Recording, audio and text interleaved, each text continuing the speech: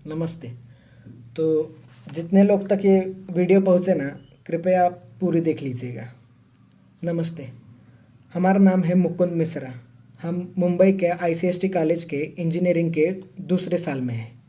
यहाँ पर पनवेल में एज ए पेइंग गेस्ट रहते हैं। और मतलब ये हमारे ज़िंदगी का फर्स्ट वीडियो है। मतलब 19 बार रीटेक दे चुके हैं, ज़रा कॉन्फिडेंस ला रहे थे।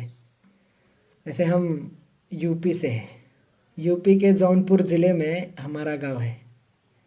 और हमारे पिताजी मनोहर लाल मिश्रा हमारे गांव की पाठशाला के हेडमास्टर, मतलब गांव के सबसे पढ़े लिखे आदमी।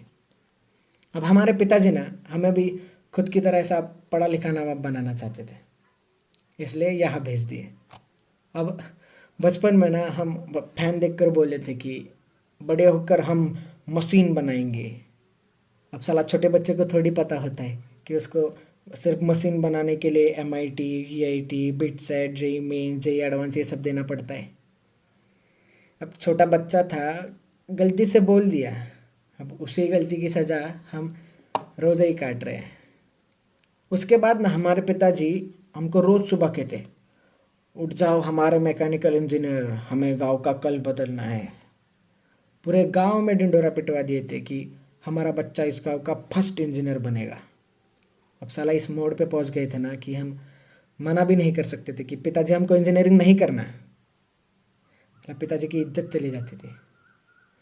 हमको हमको क्रिकेट बहुत अच्छा लगता था। कहीं और ज़्यादा अच्छा ना लगने लगे इसलिए छोड़ दिए। उसके बाद हमारे पिताजी हमसे कहे कि बेटा अगर ज़िंदगी में तरक्की करनी है ना तो ये गांव के दोस्तों के साथ घूमना फिरना ये बंद कर दो। तो हम बचपन के दोस्तों के साथ घूमना फिरना भी बंद कर दिए। हमको याद है हम 10वीं का पड़ाव बहुत ही ज़ोर से पार किए थे। मतलब पूरे ज़िले में 7वें आए थे हम। और इनाम के तौर पर हमें पिताजी ये सैमसंग का फ़ोन दे दिए। हमसे कहे कि बेटा जब मैकेनिकल इंजीनियर बनोगे तब टच स्क्रीन वाला दिलाएंगे। अब जब साला मैकेनिकल इंजीनियर बनेंगे तब इनसे थोड़ी ना मांगेंगे फ़ोन। हम बर्बाद ना हो इसलिए नहीं देते, और हमको इस चीज़ से दिक्कत भी नहीं थी। अब हमारे गांव की पाठशाला में एक ही कंप्यूटर है। उसमें हम पढ़ाई के बहाने एफबी अकाउंट बनाए थे, जिसको हम इस्तेमाल ही नहीं किए। अब साला हमारे पिताजी का ना बहुत इच्छा था कि हम बम्बई के बड़े इंजीनियरिंग कॉलेज में पढ़े। तो हमको यहाँ फट से भेज दिए। तो हम भी खुद के ही खिलाफ यहाँ आ गए। माँ, बहन, खेत, हमारी पाठशाला, दोस्त जिनको अलविदा भी नहीं बोल सके, हम सबको छोड़ के यहाँ आ गए। वैसे ये बम्बई शहर ना बहुत खूबसूरत है, बहुत खूबसूरत है। मतलब ज़्यादा घूमे नहीं है लेकिन सुना बहुत है।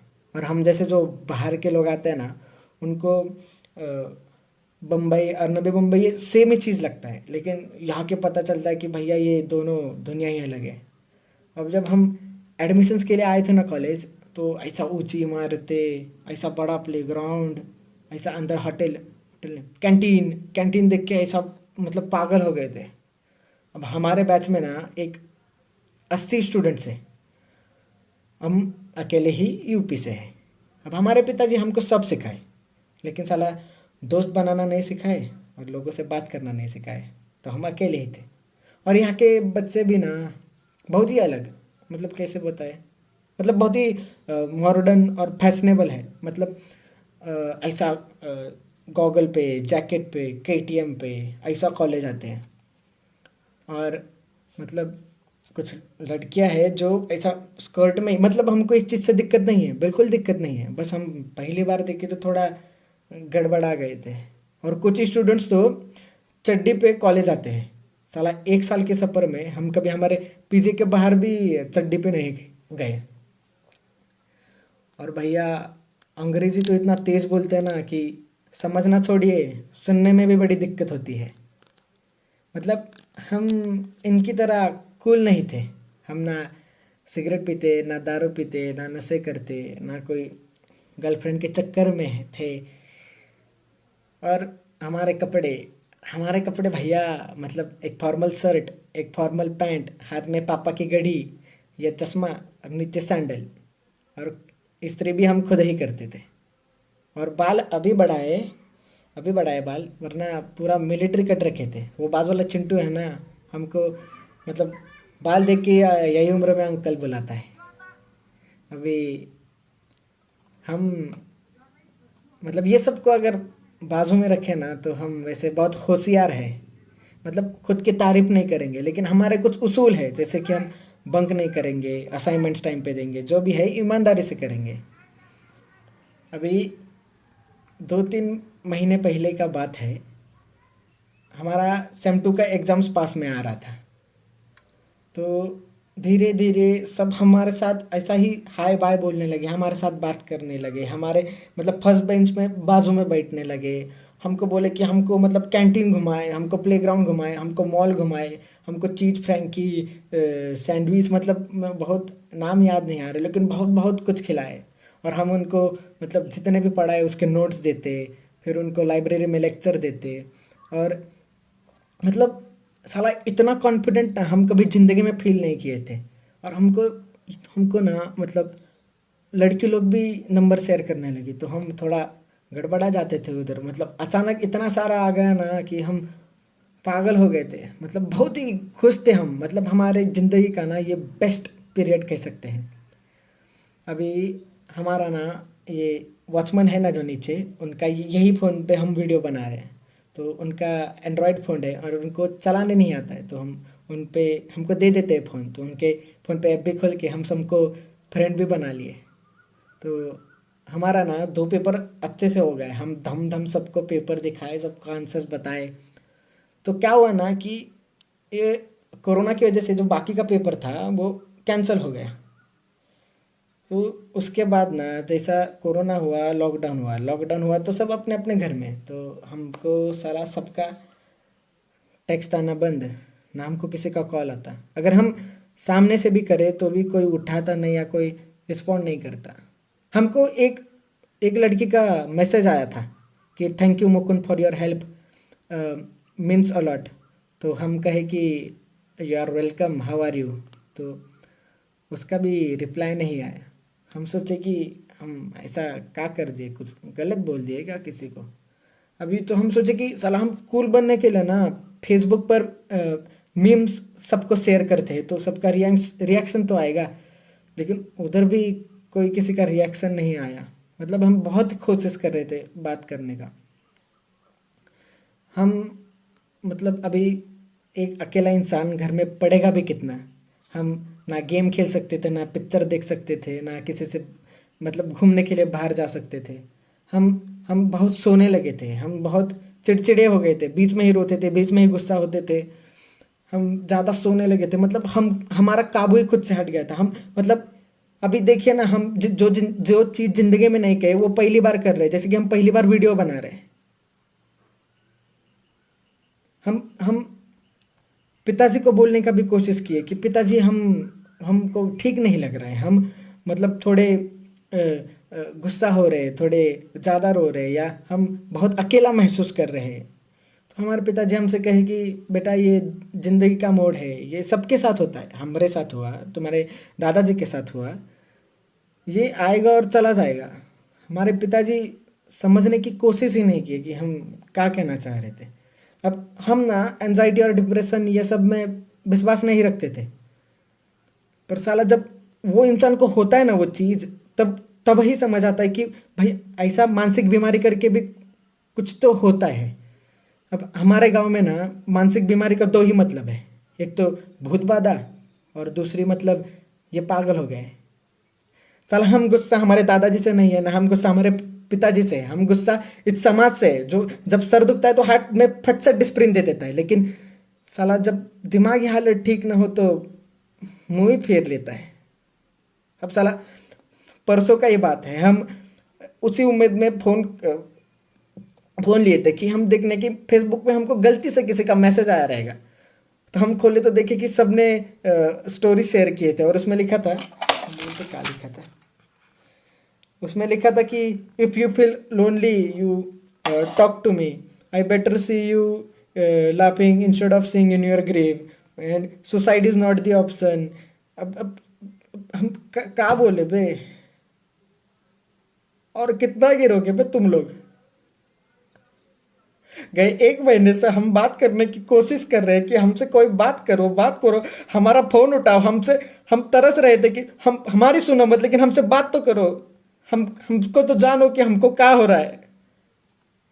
साला एक फेमस इंसान अगर सुसाइड कर ले तो सबको इस चीज का फर्क पड़ता है, लेकिन आपको पता है क्या, साला हर 1 घंटे में एक स्टूडेंट भारत में आत्महत्या करता है, लेकिन तभी किसी को फर्क नहीं पड़ता क्योंकि वो फेमस थोड़ी ना है।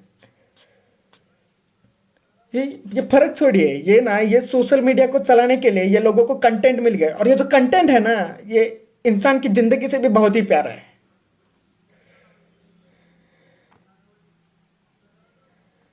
अभी 2-3 हफ्ते और गए ना, किसी को कुछ फर्क नहीं पड़ेगा, क्या एंजाइटी और क्या डिप्रेशन। साला वो दर्द ही बहुत अलग होता है जब दर्द बांटने के लिए भी कोई नहीं होता। अब हम यही कहना चाहते हैं कि अगर ये सोशल मीडिया की दुनिया से निकले और आजू बाजू देखे कि लोग रुके आपसे आपसे बात करने के लिए तरस रहे अकेले, तो उनसे बात कीजिए, उनको ऐसा मुंह मत फेरिए। अगर ये बोलते वक्त हम किसी का दिल दुखाए रहेंगे तो माफ कर दीजिएगा, हमारा उद्देश्य नहीं था। हमको सुनने के लिए आपका बहुत सारा शुक्रिया, धन्यवाद। नमस्ते। अब तो आप सब लोग हमको पहचानते होंगे, इतना प्यार जो दिए, लेकिन जो लोग नहीं पहचानते ना, उनके लिए नमस्ते। हमारा नाम है मुकुंद मिश्रा। कुछ दिन पहले हम आप सबके सामने हमारे दिल की बात रखे थे, लेकिन साला एक चीज़ हम बोलना ही भूल गए। ये जो साला मुकुंद मिश्रा है ना, ये असल में है ही नहीं, ये एक कलाकार है, प्रथमेश बर्गे, उन्होंने ये किरदार लिखा। अब हम ज़्यादा कुछ कहेंगे नहीं, आप उनसे ही मिल लीजिएगा।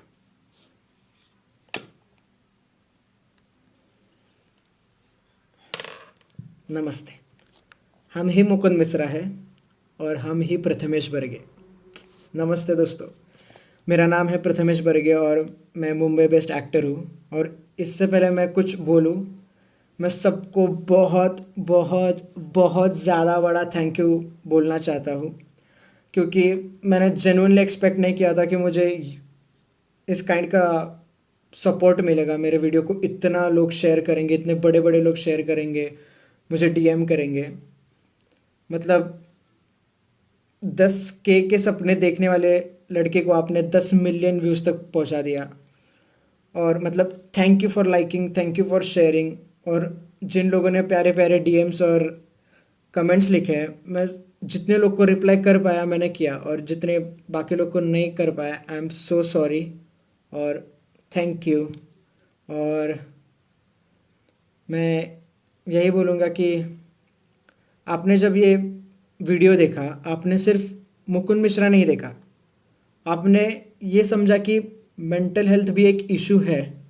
और दूसरी बात तो आपने ये जाना कि एक आर्टिस्ट कुछ बोलना चाह रहा है, और आपने इस आर्ट को, एक आर्टिस्ट को इतना प्रमोट किया, इतना अप्रिशिएट किया। मैंने सपने में भी नहीं सोचा था कि मुझे इतने लोग डीएम करेंगे कि ब्रो तू बहुत अच्छी एक्टिंग करता है, ब्रो कीप इट अप। मतलब मैं बस रोना वहा के छोड़ दिया आप लोग ने। और मैं फिर से यही कहूँगा कि मुकुंद मिश्रा एक फिक्शनल कैरेक्टर है, और मैं प्रथमेश बर्गे ने वो कैरेक्टर प्ले किया मेरे मोनो एक्ट में। और मुकुंद मिश्रा भले ही फिक्शनल हो, लेकिन आप सब लोग ने उस कैरेक्टर को ज़िंदा किया। उस कैरेक्टर को आप, अब वो अमर हो गया वो कैरेक्टर। और वो कैरेक्टर भले ही फिक्शनल हो, लेकिन अपने आसपास ऐसे कई मुकुंद मिश्रा हैं, ऐसे कई लोग हैं, मतलब आपके ही दोस्त हैं, जो मतलब आपसे बात करने की कोशिश कर रहे हैं लेकिन बात कर नहीं पा रहे। तो ऐसे लोगों से बात कीजिए, उनकी बात सुनिए और उनको बहुत सारा हँसाएँ। और एक चीज़ बोलूँगा, एक आर्टिस्ट जब उसका आर्ट बनाता है तब उसको अच्छा करने के लिए वो काफ़ी मेहनत करता है। लेकिन मैंने देखा कि कुछ लोग फेक मुकुंद मिश्रा क्रिएट कर रहे हैं, उसकी फेक बैक स्टोरी बना रहे हैं और मतलब सिंपैथी गेन करके लोगों तक गलत मैसेज पहुंचा रहे हैं। तो मैं बस उन लोग को कहना चाहता हूँ कि ऐसा मत कीजिए, बाकी सब आप पे है। और फिर से मैं थैंक यू बोलना चाहता हूँ यार, मैंने एक्सपेक्ट नहीं किया था इतना सारा, बहुत ज़्यादा हो रहा है अभी ये। लेकिन ये सब देख के मैं बहुत मोटिवेट हो गया हूँ। मैं ज़रूर आपको आप कंटेंट आप तक पहुँचाने की कोशिश करूँगा, आपको हँसाता रहूँगा, आपको रुलाता रहूँगा। तब तक आपका ये दोस्त प्रथमेश ए के मुकुंद मिश्रा आपको अलविदा कहता है। Thank you.